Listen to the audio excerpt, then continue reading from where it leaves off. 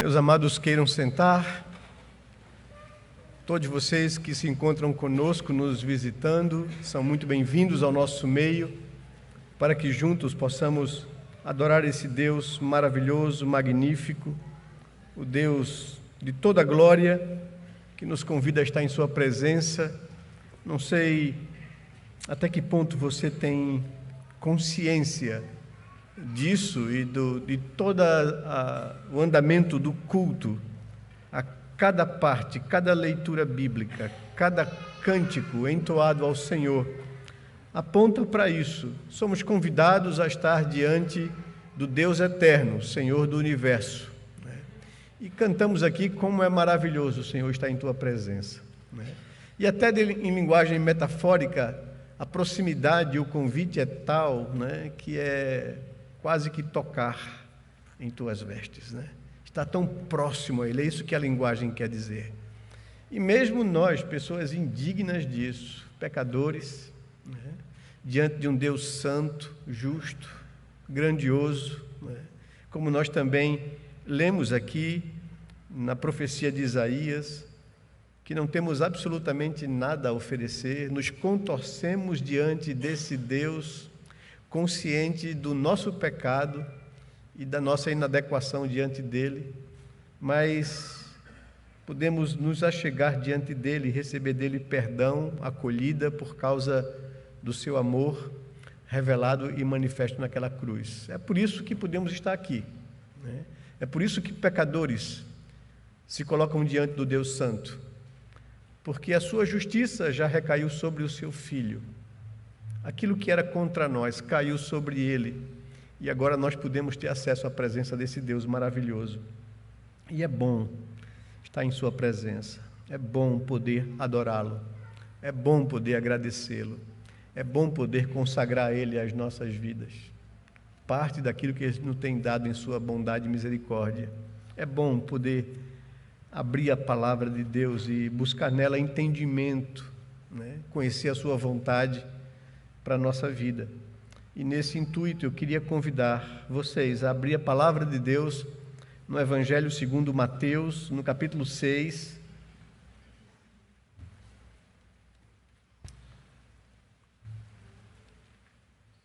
E colocar os nossos olhos e atenção nos versos de 5 a 15.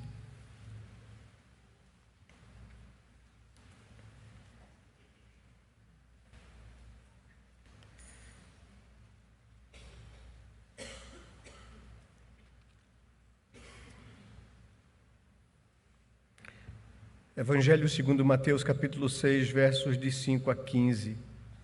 A palavra de Deus nos diz: E quando orardes, não sereis como os hipócritas, porque gostam de orar em pé nas sinagogas e nos cantos das praças, para serem vistos dos homens. Em verdade vos digo que eles já receberam a recompensa. Tu, porém, quando orares, entra no teu quarto e, fechada a porta, orarás a teu Pai que está em secreto, e teu Pai que vê em secreto te recompensará. E orando, não useis de vãs repetições como os gentios, porque presumem que pelo seu muito falar serão ouvidos. Não vos assemelheis, pois, a eles, porque Deus, o vosso Pai, sabe o de que tendes necessidade antes que lhe o peçais. Portanto, vós orareis assim: Pai nosso que estais nos céus, santificado seja o teu nome. Venha o teu reino, faça-se a tua vontade, assim na terra como no céu. O pão nosso de cada dia dá-nos hoje, e perdoa-nos as nossas dívidas, assim como nós temos perdoado aos nossos devedores. E não nos deixes cair em tentação, mas livra-nos do mal, pois teu é o reino, o poder e a glória para sempre. Amém. Porque se perdoardes aos homens as suas ofensas, também vosso Pai Celeste vos perdoará. Se, porém, não perdoardes aos homens as suas ofensas, tampouco vosso Pai vos perdoará as vossas ofensas. Vamos orar a Deus. Pai amado, nós te louvamos de todo o coração por saber quem tu és, o Deus grandioso, Senhor do universo, Deus soberano, magnífico, majestoso, Deus sobre toda a terra. E nós, Senhor, nos achegando na Tua presença como criaturas do Senhor, criados por Ti e colocado em nós a Tua própria imagem e semelhança, expressando, Senhor Deus, na criação essa imagem, nos rebelamos contra o Senhor e incorremos numa situação de pecado e queda e afetamos toda a existência humana, Senhor. E muitas vezes percebemos nos nossos desejos, pensamentos, palavras, ações, hostilidade contra a Tua santidade. E mesmo assim o Senhor nos amou a ponto de dar a vida do Teu Filho naquela cruz por nós. E fomos alcançados por essa misericórdia e graça. Estamos aqui, Senhor Deus, redimidos pelo sangue de Jesus, justificados dos nossos pecados e culpas, habitando em nós o Teu Espírito, nos conduzindo a uma vida de santificação. Nos colocamos diante do Senhor nessa noite para Te agradecer, bendizer o nome, exaltar ao Senhor, cantar as Tuas grandezas, experimentar, Senhor Deus, do gozo que provém da Tua presença. Nesse momento agora, Senhor, quando já Te louvamos, já admitimos o nosso pecado e culpa, já confessamos ao Senhor a maldade do nosso coração, já cantamos os Teus louvores, consagramos ao Senhor a nossa vida e parte daquilo que o Senhor nos tem concedido, queremos nos aquietar agora e ouvir a Tua voz. Pedimos ao Senhor, em nome de Jesus, que o Teu Espírito, que inspirou essa palavra, Senhor Deus, a use nessa noite aplicando aos nossos corações. Dá-nos o entendimento da verdade do Senhor. E não leve em conta, Senhor Deus, as limitações humanas, mas exalta e glorifica o Teu nome e cumpre o Teu querer e vontade na vida do Teu povo nessa noite. É o que nós Te pedimos, ó Pai amado, confiados nos méritos da cruz do nosso amado Redentor, a quem rendemos toda a honra, glória e louvor, Senhor Deus, em nome de Jesus. Amém, Pai amado. Amém. Hoje pela manhã, tivemos a apresentação do conteúdo das lições que abordaremos na escola dominical no segundo semestre. Trataremos sobre o tema Deus, você e o dinheiro. Ontem, reunimos todos os mestres e professores responsáveis pelo ensino e formação de nossos crentes, os membros da igreja, desde as crianças até aos adultos. E essas pessoas são responsáveis por isso. Tratamos na reunião de ontem sobre nossa responsabilidade em tornar cada membro e cada participante da igreja num discípulo de Jesus. Cada um de nós precisa ser ou se tornar um verdadeiro discípulo, seguidor de Cristo, aprendiz dele. Um discípulo preparado, verdadeiramente sincero e vivendo a vida com o Senhor, comprometido em formar outros discípulos. Nós vimos isso, que os discípulos que o Senhor trouxe para perto dele e os instruiu, os ensinou, os treinou, os habilitou para que eles se tornassem fazedores de outros discípulos. Nós vimos sobre o valor do ensino, da instrução e do aprendizado da palavra de Deus. Hoje, eu gostaria de tratar sobre a importância e o lugar da oração no cumprimento dos propósitos redentivos de Deus. E queria chamar a sua atenção particularmente, a atenção como famílias e a atenção principalmente como igreja, da necessidade que temos de orar e do valor da oração no cumprimento dos propósitos de Deus. Aprendendo a orar com o Senhor, é isso que esse texto nos ensina ou nos traz. O texto de Mateus, que lemos, capítulo 6, versos de 15 a 16, é parte do Sermão do Monte. Ele é o resultado de um pedido dos discípulos de Jesus. Não encontramos esse pedido aqui registrado por Mateus, mas em Lucas, o texto paralelo a esse texto, diz que esse ensino veio em decorrência de uma solicitação, de um pedido dos discípulos de Jesus. Se você quiser conferir comigo, abra sua Bíblia lá em Lucas, capítulo 11, os 2 primeiros versos, o texto que é paralelo a esse texto aqui, diz que de uma feita estava Jesus orando em certo lugar. Quando terminou, um dos seus discípulos lhe pediu: Senhor, ensina-nos a orar. Esse é o pedido. E então o Senhor passou a ensiná-los, e aí vem essa oração, que nós chamamos de oração dominical. Então, os discípulos pedem a Jesus: Senhor, nos ensine a orar. Por que eles pediram isso?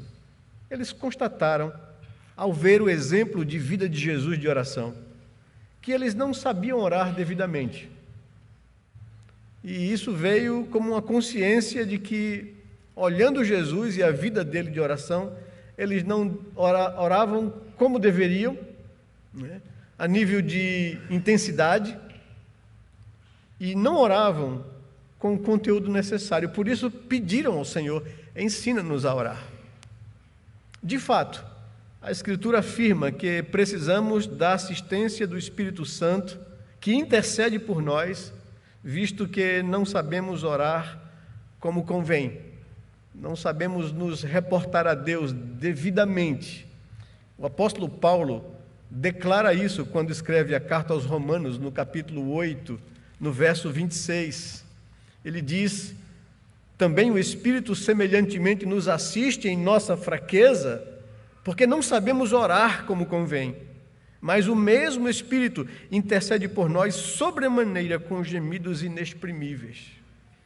Então, é fato que se os discípulos de Jesus, judeus, que tinham a revelação e o conhecimento de Deus, que praticavam a religião de Israel, chegam a essa conclusão de que não sabem orar devidamente, que não sabem orar como convém, e pedem a Jesus que lhes ensine a orar. Da mesma feita, somos nós. Nós não sabemos orar devidamente, nós não sabemos orar como convém, não sabemos pelo que pedir exatamente. E eles, nessa consciência, se aproximam do Senhor e lhes pede isso. Eu creio que cada um de nós, de forma muito humilde, deveríamos nos aproximar do Senhor e dizer: Senhor, nos ensine a orar. Nos ensine a desenvolver uma vida de oração que agrade ao Senhor. Orar nos aproxima de Deus. Orar nos aproxima do Deus eterno, Criador, o Senhor do universo. Nos coloca em contato com Ele, a ponto de é bom estar na sua presença. É bom ter essa proximidade com Deus a ponto daquela sensação de até chegar a tocar em suas vestes, como nós poeticamente aqui cantamos. O que seria orar como convém? A quem devemos nos dirigir em oração? Quando nós devemos orar?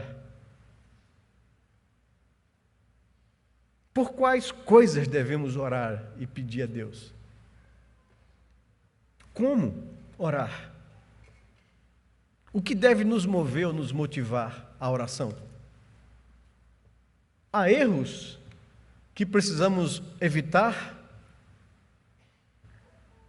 São perguntas que, acredito, incomodavam e inquietavam a vida dos discípulos, e ao observarem Jesus e a vida dele em comunhão com o Pai, o livro de Lucas destaca muito isso, Vez ou outra, Lucas está chamando a atenção no registro do seu evangelho a isso.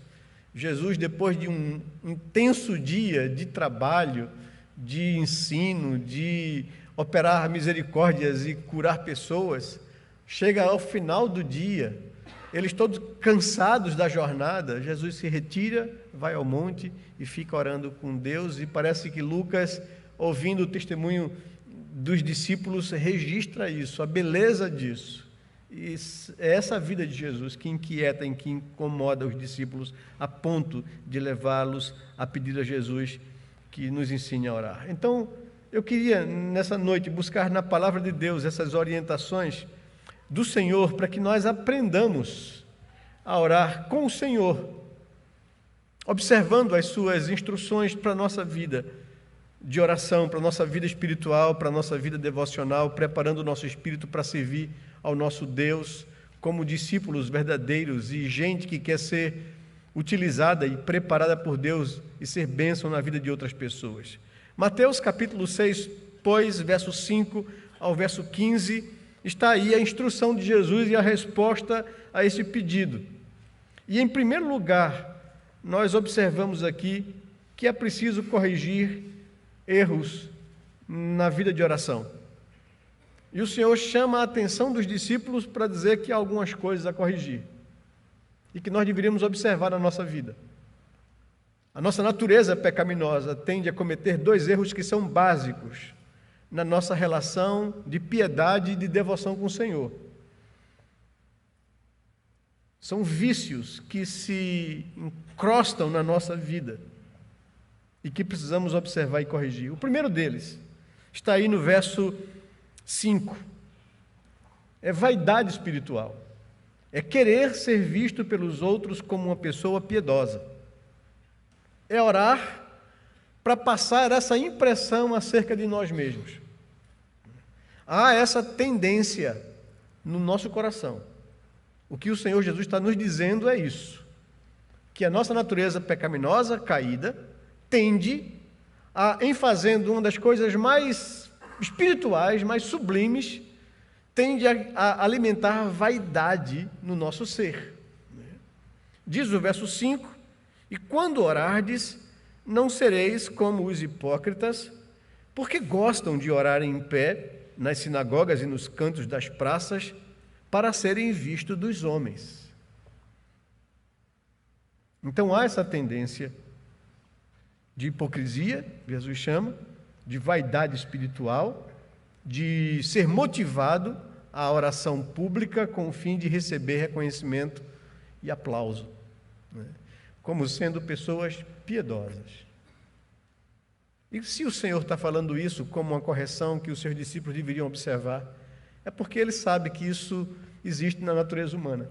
Isso tem no meu e no seu coração. Essa tendência de querer apresentar para as pessoas algo que, de fato, não é aquilo que nós deveríamos nos preocupar. Vender uma imagem de pessoa piedosa e de pessoa devota. Evite isso. A natureza humana tem essa tendência de querer ser vista, observada, aprovada e aplaudida pelas pessoas. Evite isso. E qual é a solução que Jesus apresenta para que a gente possa se vacinar contra essa tendência pecaminosa? O verso 6 nos diz, ele diz que a solução apresentada por ele é o exercício da oração particular, da oração secreta, de nos colocarmos diante de Deus e preferirmos ou desenvolvermos uma vida de oração particular e não necessariamente querer orar publicamente.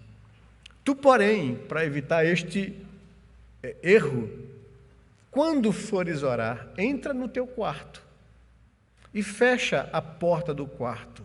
E ali, no quarto, você e Deus, você vai orar ao Pai, que está em secreto, e teu Pai que te vê em secreto, te recompensará, responderá à tua oração. Mas há um outro vício também apresentado pelo Senhor Jesus que deve ser evitado por nós. O verso 7 e o verso 8 nos aponta essa segunda tendência pecaminosa do coração humano que deve ser evitado e observado por nós. Ele diz no verso 7, e orando, a ideia é orando no quarto, em secreto, com as portas fechadas. Mesmo assim, evitando a publicidade, evitando a vaidade espiritual, porque não tem ninguém ali para ver a minha oração, nem para me aplaudir, ou para reconhecer a minha piedade. Eu trancado no meu quarto, ainda assim eu posso cometer um outro desvio, um outro erro de motivação na minha vida. É achar que posso dobrar a Deus pela minha insistência em pedir e nas minhas muitas palavras. Diz lá o verso 7, e orando, não useis de vãs repetições como os gentios, porque presumem que pelo seu muito falar serão ouvidos. Não vos assemelheis, pois, a eles, porque Deus, o vosso Pai, sabe o de que tendes necessidade antes que lhe o peçais. Então, não estribe o resultado da resposta às suas orações no seu esforço, ou no seu muito falar, ou nas suas repetições, ou na sua insistência, né? Não coloque sobre você, né, a razão pela qual Deus atende a sua oração. E Jesus apresenta a solução, que é uma mudança de mente, uma mudança de conceito.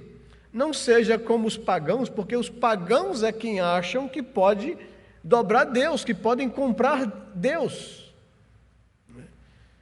Mude essa consciência, mude essa mentalidade. E como eu posso mudar essa mentalidade? Verso 8, Jesus diz, né? Saiba que é por causa de Deus que Ele lhe atende. Deus é onisciente, Ele sabe de todas as suas necessidades antes que você lhe peça. Deus não precisa ser lembrado ou avisado do que você precisa, Ele conhece a sua vida. Confie nessa onisciência de Deus, nesse conhecimento pleno da sua vida. Ele sabe de tudo que se vai no seu coração, conhece cada uma das suas necessidades materiais, emocionais e espirituais. Deus nos conhece todo. E esse Deus que é onisciente, Ele é um Pai amoroso. E aqui Jesus apresenta isso, saiba disso, Ele é vosso Pai. Um Pai atento, um Pai que quer dar o melhor para os seus filhos. Certa feita, Jesus, tratando sobre esse assunto, né, diz para as pessoas que mesmo que um homem natural, pecador, ainda assim queira ser bondoso e dar o melhor para os seus filhos, não há comparação em relação a Deus, que dá o melhor para os seus filhos. E esse Deus que é onisciente, esse Deus que é um Pai amoroso, é bondoso e quer atender às nossas necessidades. Ele sabe daquilo que nós precisamos antes que a gente apresente a Ele as nossas petições. Então não confie no seu muito falar, confie na bondade de Deus, confie no amor de Deus, na sua onisciência e na sua misericórdia para com relação à sua vida, como criatura dEle, como filho dEle.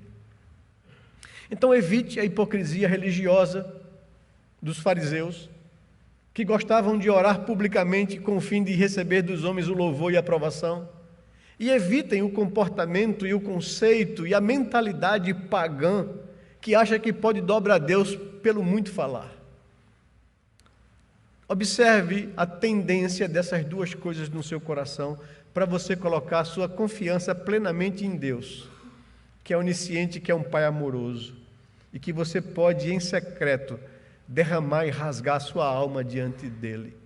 E Ele lhe atenderá, Ele lhe recompensará, Ele responderá à sua oração. Posto isso e colocado esses dois erros a evitar na nossa vida, ou corrigir nas nossas motivações de oração, após corrigir isso, como então eu devo orar e me chegar diante de Deus? E aqui o Senhor nos ensina essa oração, que é a agenda de Deus. Ele apresenta a sua agenda para a gente. E nessa agenda que Ele apresenta, o Senhor Jesus nos ensina algumas coisas. E eu digo a vocês, sim, Deus tem uma agenda de prioridades. Ele quer que nos comprometamos com suas prioridades. Ele quer que nós deixemos ou larguemos o nosso interesse egoísta, particular e pessoal, e se envolva nesse projeto de Deus, que amou a sua criação de tal maneira que entregou a vida do seu Filho e vive para resgatar a sua criação perdida e pecadora. E Ele nos convida a abandonar a vida que nós optamos em Adão para viver de forma autônoma e egoísta, buscando em primeiro lugar a nossa vida e os nossos interesses, para nos voltarmos para Ele, para viver para a sua glória, para a qual nós fomos criados em Adão. E nos perdemos por causa da queda. Coloque em Deus a sua prioridade. Se envolva no projeto de Deus. E na oração coloque a agenda de Deus como a sua agenda. E aqui ele começa a nos ensinar a quem eu devo orar, A quem eu devo me dirigir em minhas orações? E a resposta é apresentada aqui no verso 9. Portanto, corrigindo esses erros, vocês orarão assim: Pai nosso que estás nos céus.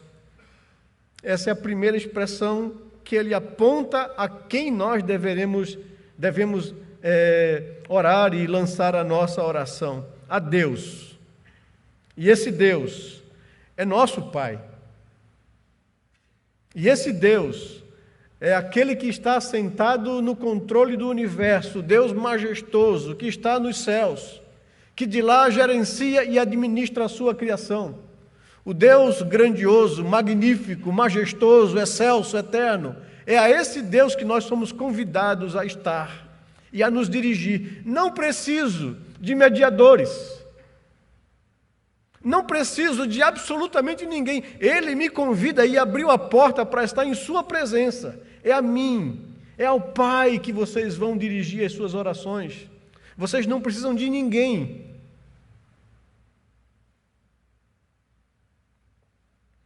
É a Deus, o Senhor excelso, que nos convida a estar diante dele aqui em culto. E nós temos que mudar a nossa mentalidade se ela ainda não foi mudada. Nós precisamos ter consciência de diante de quem nós somos convidados a estar todas as vezes que nos reunimos solenemente no dia da vitória dele sobre a morte.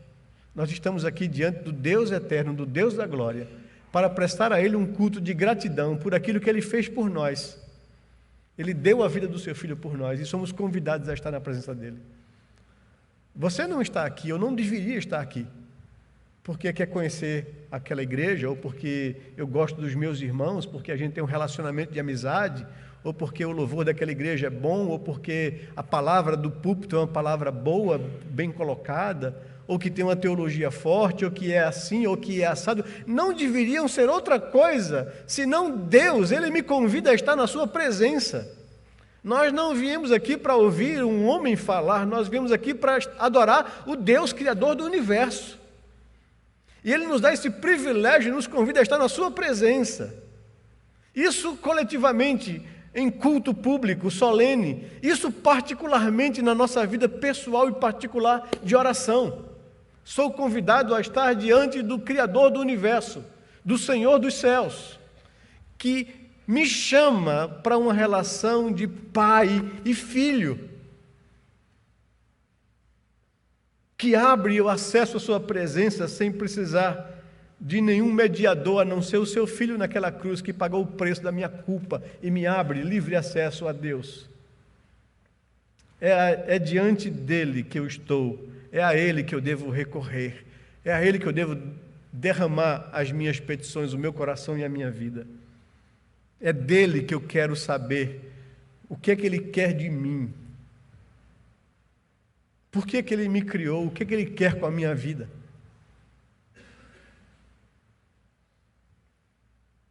E estando diante dele, desse Deus excelso, desse Pai amoroso, o que devo eu pedir?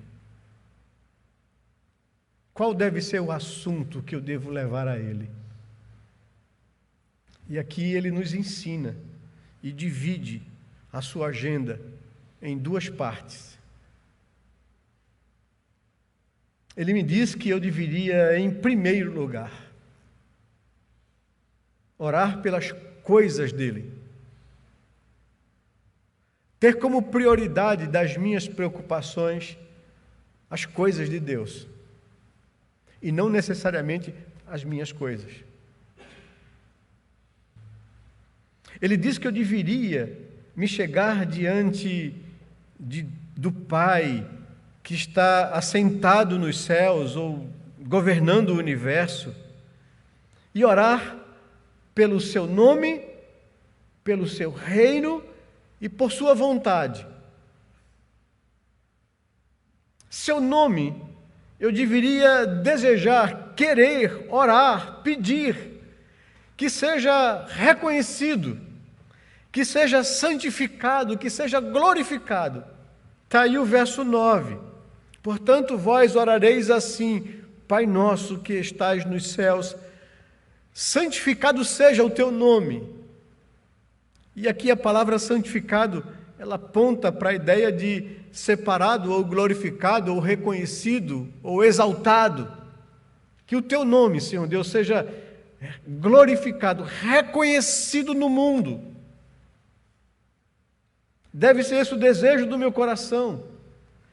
Em relação ao teu reino, que ele venha, que ele se estabeleça, que o teu domínio, que o teu reino avance sobre a terra, que o Senhor possa conquistar mais e mais vidas, que a obra de Cristo naquela cruz possa alcançar de fato aqueles que o Senhor chamou à salvação, que o teu reino avance, se estabeleça na terra. E em relação à tua vontade, Senhor Deus, que ela seja feita, que ela seja realizada, que ela seja obedecida na terra como nos céus. Então a minha agenda deveria ser a agenda de Deus. As primeiras coisas da minha vida de oração deveriam ser os interesses dele. Ver seu nome glorificado, reconhecido, ver seu reino se estabelecer sobre a terra, ver a sua vontade ser feita aqui, como é feita nos céus. Deveria ser esse a minha prioridade, o meu desejo, o clamor da minha alma, ver o meu Deus ser reconhecido e glorificado, ver o seu domínio se estabelecer na terra e ver a sua vontade ser obedecida e feita aqui. Mas em segundo lugar, ele nos ensina também a orar pelas nossas próprias necessidades. E do verso 11 ao verso 13, ele aponta que a nossa vida se resume a essas três necessidades básicas, que é sustento e sobrevivência, que é perdão pelos nossos pecados e faltas, e que é proteção por causa das nossas fraquezas. E ele nos ensina a orar pelo nosso sustento, pela nossa sobrevivência, pela nossa manutenção, pedindo a Deus, Senhor, dá-nos o pão diariamente, dá-nos o sustento para que a gente possa sobreviver de forma digna.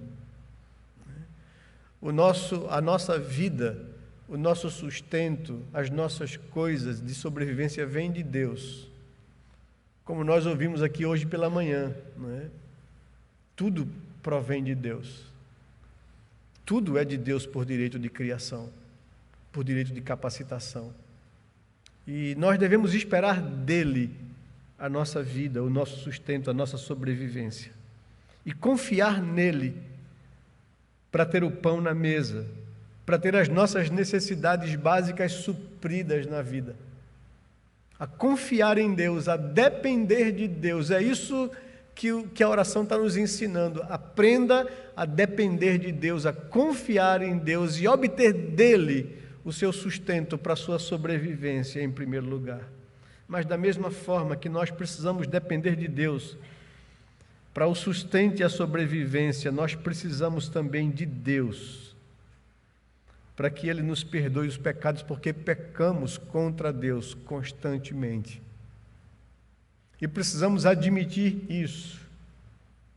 Essa é uma necessidade nossa, perdão, misericórdia de Deus, porque apesar de termos sido resgatados pela sua misericórdia, redimidos dos nossos pecados, justificados das nossas culpas, ainda assim carregamos uma natureza pecaminosa, caída, que vai entristecer o Espírito que habita em nós, que vai pecar contra Deus, que vai viver os conflitos de saber o bem que deve fazer e não conseguir realizá-lo muitas vezes. E admitir isso, em vez de andar com a cerviz endurecida, mas reconhecer que pecamos contra Deus e que precisamos do seu perdão constantemente. E precisamos depender dele para sobreviver espiritualmente, dar-nos o perdão dos nossos pecados. Eis aqui o que diz o verso 12: perdoa-nos as nossas dívidas, assim como nós temos perdoado aos nossos devedores. E a palavra dívida aparece aqui, não que ele está mandando a gente orar pelas nossas dívidas de comércio, ou de cartão de crédito, ou de boleto. Não é isso, não. É que há um conceito na Bíblia muito claro, no Velho e no Novo Testamento, que todo pecado que nós cometemos, nós nos tornamos devedores de quem é afetado pelo nosso pecado. Deus, em primeiro lugar, quando nós ferimos a sua santidade, quando somos ingratos, pelo perdão que já recebemos em Cristo Jesus e insistimos em pecar contra Ele. Os nossos pecados afetam quem está próximo a nós. Os nossos pecados são dívidas e que precisam ser reparadas ou pagas.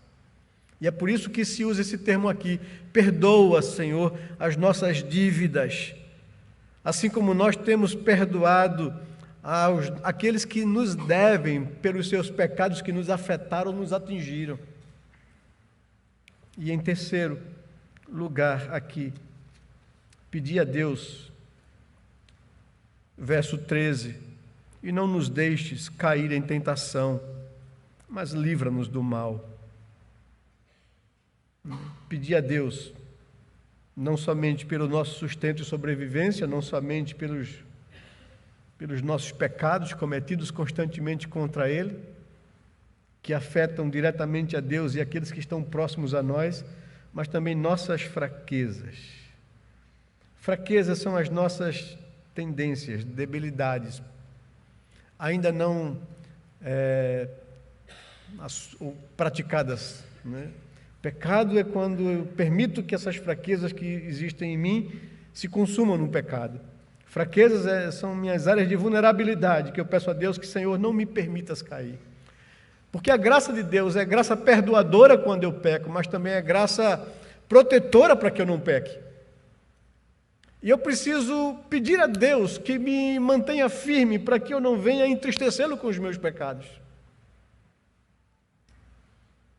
E pedir a Deus que Ele me proteja de pecar, me livre, não me deixe, Senhor Deus, cair em tentação, mas livra-me do mal. É oração por proteção e por livramento. Livra-me do mal, Senhor Deus, do mal que existe dentro de mim, dessa natureza pecaminosa que eu carrego, e do mal que há lá fora, no mundo hostil que eu vivo, e do inimigo que me arma situações de cilada para me fazer pecar. Não me deixes cair nessas ciladas, não me deixes cair em tentações, mas livra-me, Senhor Deus, do mal. Me proteja, me sustenta em minhas fraquezas. Então, nós precisamos, e o Senhor nos ensina a depender de Deus para a sobrevivência, depender de Deus para perdoar os nossos pecados e para nos manter firmes, sem pecar, nos livrando das armadilhas do diabo. E, por fim, o Senhor conclui com uma última advertência aqui, nos chamando a atenção para a dureza dos nossos corações. Ele diz no verso 14 e no verso 15, já como uma nota de rodapé ou de observação, do final dos versos 12, quando pedimos a Deus que perdoe as nossas dívidas, e Ele nos ensina a pedir perdão pelas nossas dívidas, na mesma medida que nós nos predispomos a perdoar quem deve a gente. E aqui no verso 14 e 15 ele coloca essa observação: porque se perdoardes aos homens as suas ofensas, também vosso Pai Celeste vos perdoará. Se, porém, não perdoardes aos homens as suas ofensas, tampouco vosso Pai vos perdoará as vossas ofensas. E aqui ele coloca essa advertência. Como eu posso clamar pelo perdão de Deus se eu não me disponho a perdoar quem peca contra mim?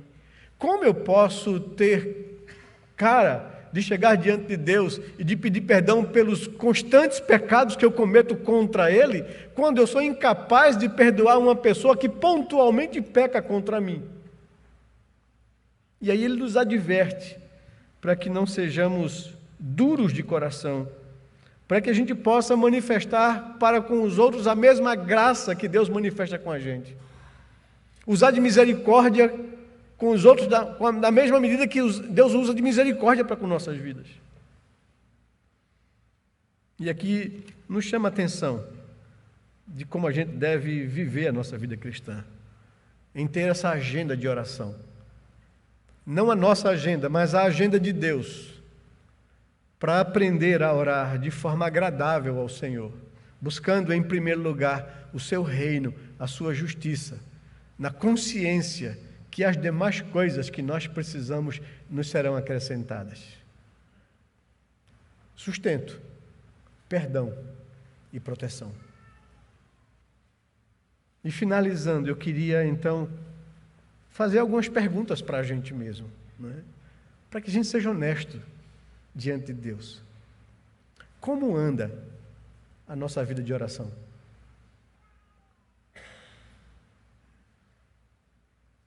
Orar é um hábito para a gente. Temos uma vida de oração?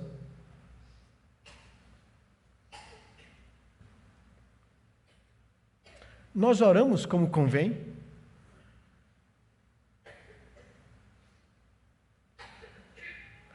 A quem temos dirigido as nossas orações? Confiamos no quê? Ou em quem quando oramos? Achamos que Deus vai atender a nossa oração por causa do nosso sofrimento, das nossas necessidades? Ou por causa da sua onisciência e bondade como um Pai amoroso?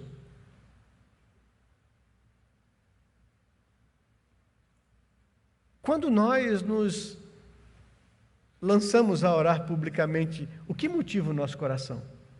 O que nos preocupa? É a aprovação das pessoas? Ou às vezes que eu não me lanço à oração pública, por que eu faço? Com medo de pagar mico e de ser reprovado pelas pessoas? A minha preocupação é com o que os outros vão pensar de mim ou achar de mim? Ou a minha preocupação e motivação é Deus? A nossa agenda de oração é a agenda de Deus de fato? Os motivos que nós colocamos diante de Deus em oração, que nos leva a orar a Deus, são os motivos de Deus?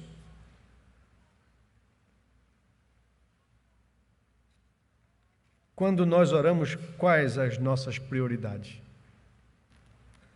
Quais são, de fato, os nossos pedidos? O que é que nos leva a apresentar diante de Deus as nossas petições? Diante do ensino de Jesus, você percebe que precisa tomar algumas decisões quanto a isso na sua vida particular, na nossa vida enquanto família, na nossa vida enquanto igreja. Como nós oramos pouco. E a expressão das nossas orações públicas, também das nossas reuniões de oração, é a expressão da nossa vida particular. E alguém já falou que uma igreja que ora, ela tem muito poder de Deus para realizar a obra dele. E uma igreja que ora pouco, tem pouco para realizar a obra de Deus. Eu queria convidar vocês nesse instante a buscar ao Senhor e nos prostrarmos diante dele em oração e buscar o seu perdão, a sua misericórdia e pedir a Deus que nos ajude a orar devidamente. Que diante do ensino da sua palavra a gente possa tomar decisões de desenvolver de fato uma vida pessoal e particular com Deus que convém, que lhe agrada, que lhe seja devida. Vamos nos colocar diante de Deus, orar por alguns instantes. Eu queria desafiá-lo a tomar algumas decisões na sua vida em relação a esse particular. A admitir diante de Deus os nossos pecados nessa área e a clamar pelo seu perdão e misericórdia e pelo renovo do seu Espírito. Vamos nos colocar diante de Deus em oração nesse momento agora, meus amados.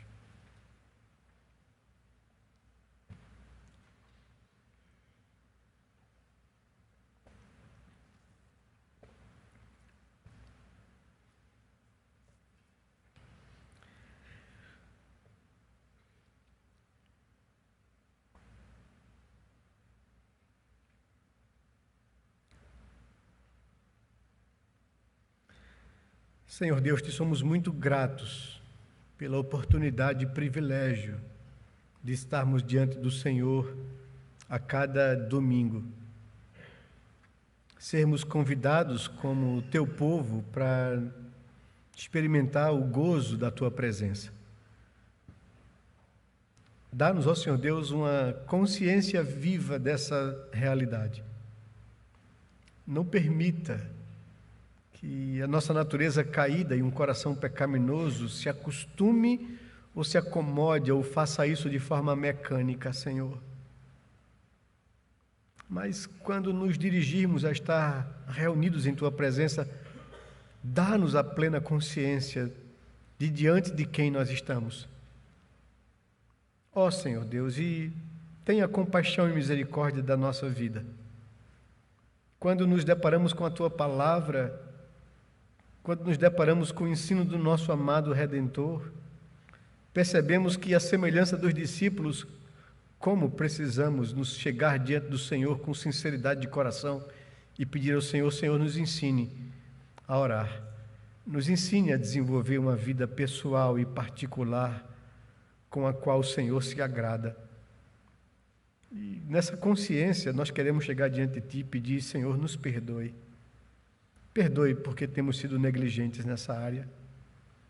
Perdoe porque às vezes não pagamos o preço de separarmos tempo para estar em Tua presença. E isso explica a razão pela qual a nossa vida às vezes perde gosto, sentido, prazer, significado. Ó Senhor Deus, tenha misericórdia de nós. Isso explica os nossos conflitos, as guerras que há entre nós. Isso explica os desencontros na família, nos relacionamentos, a apatia de alma. Tenha compaixão das nossas vidas, Senhor, e nos conduza a uma vida real, próxima, profunda com o Senhor. Dá-nos um coração sincero, que busca o Senhor, que abre espaço para que o Teu Espírito opere em nós uma vida de comunhão contigo. Lava-nos, ó Senhor Deus, com o sangue de Cristo e renova-nos, ajuda-nos a tomar decisões firmes na nossa vida espiritual com o Senhor, a colocar na nossa vida uma agenda de oração, a termos tempo de oração, a colocarmos os Teus interesses acima dos nossos interesses pessoais e particulares. Ajuda-nos, ó Senhor Deus, a confiar no Teu convite de buscar em primeiro lugar os Teus interesses, Teu reino, Tua justiça, na certeza de que as nossas necessidades o Senhor cuidará delas. Ajuda-nos, ó Senhor Deus, a viver uma vida assim, que Te agrade. Como igreja do Senhor, ajuda-nos a ser uma igreja que Te busca, uma igreja que ora, uma igreja que depende de Deus para realizar a obra que o Senhor nos tem chamado a realizar. Nós Te pedimos assim em oração e levantamos a nossa voz confiados nos méritos de Cristo Jesus. É no nome dele que nós Te rogamos, Pai. Amém, Senhor Deus. Amém.